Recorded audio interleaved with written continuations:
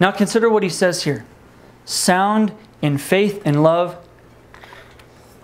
and in steadfastness. Listen, the idea is essentially this. Paul is saying that these men must be stable. They must be healthy. That's the word. They need to be healthy in regards to faith and love and in steadfastness. And Paul says similar things all over the Scripture. Ephesians 4, he desires that we would grow into mature manhood, that we're not tossed to and fro by every wind of doctrine. He doesn't want men that are waffling all over the place. He wants men that are stable, they're healthy, they're strong. And these older men are to have a healthy, stable grasp upon the faith. They're to know the faith. They're to be able to teach the faith.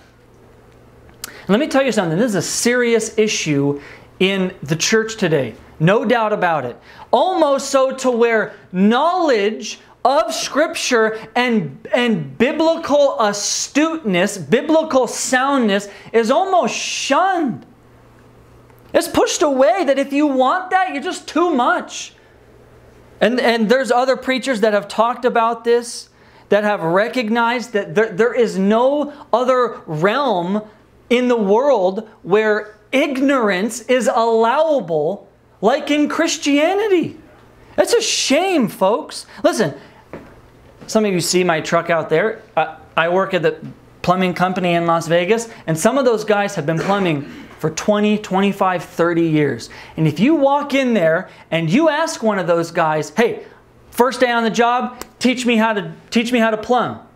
And they said to you, oh, I don't know anything about plumbing. I'm learning this thing just right along with you. We're right on the same boat, man. I'm not any further along than you are. That would be ridiculous. You'd be absolutely shocked. What are you talking about? You've been plumbing for 20 years and you don't know anything about this? Let me tell you something, folks. That seems to be pushed in Christianity right now. And listen, that's not humility, brethren.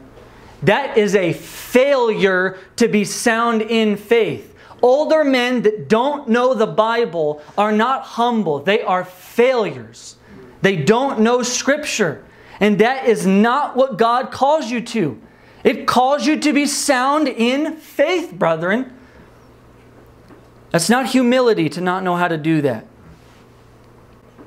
And it's the same thing with these other characteristics. You have love and steadfastness. Brethren, older men, you ought to be examples of love and steadfastness. When the younger Christians look at you, they should see an example of that.